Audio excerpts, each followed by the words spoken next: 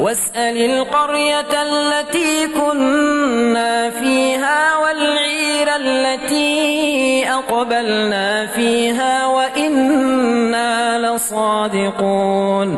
قال بل سولت لكم أنفسكم أمرا فصبر جميل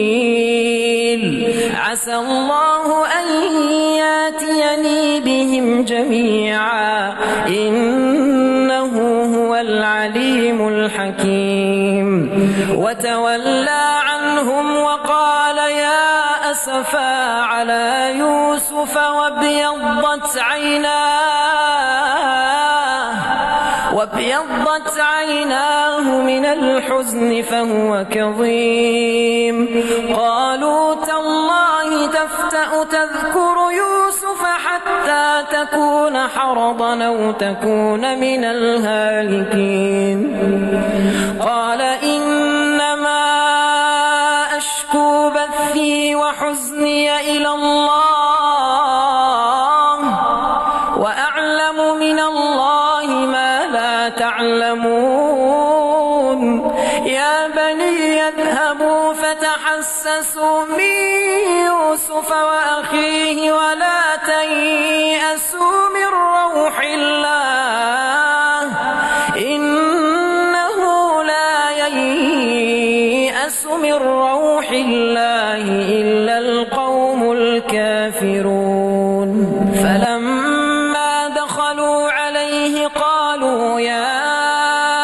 أيها العزيز مسنا وأهلنا الضر وجئنا ببضاعة مزجاة فأوف لنا الكيل وتصدق علينا إن الله يجزي المتصدقين قال هل علمتم ما فعلتم بيوسف وأخيه قال هل علمتم ما فعلتم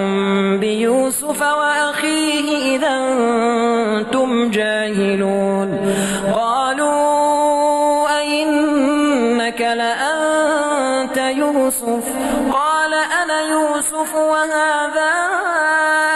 أخي قد من الله علينا إنه من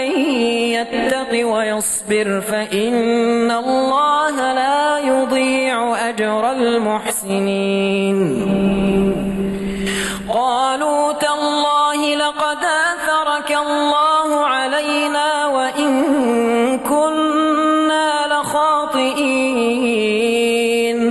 قال لا تثريب عليكم اليوم يغفر الله لكم وهو أرحم الراحمين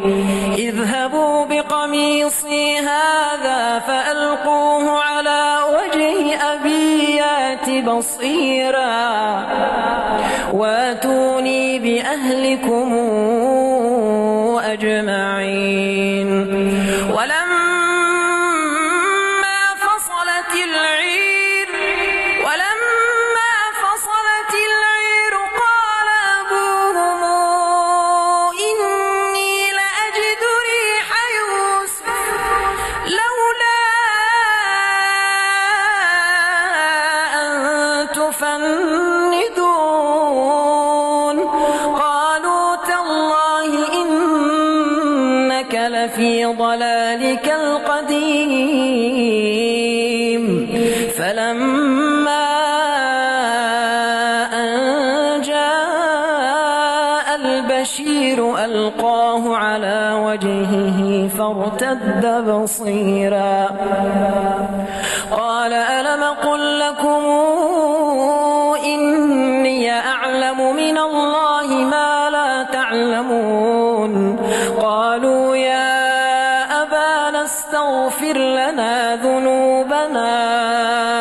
إنا كنا خاطئين قال سوف أستغفر لكم ربي إنه هو الغفور الرحيم فلما دخلوا على يوسف آوى إليه أبويه وقال ادخلوا مصر إن شاء الله آمنين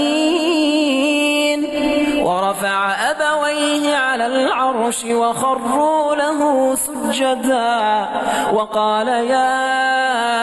أبتي هذا تاويل رؤياي من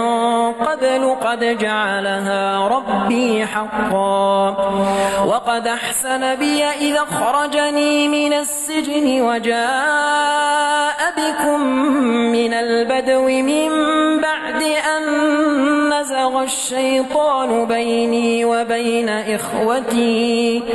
إن ربي لطيف لما يشاء إنه هو العليم الحكيم.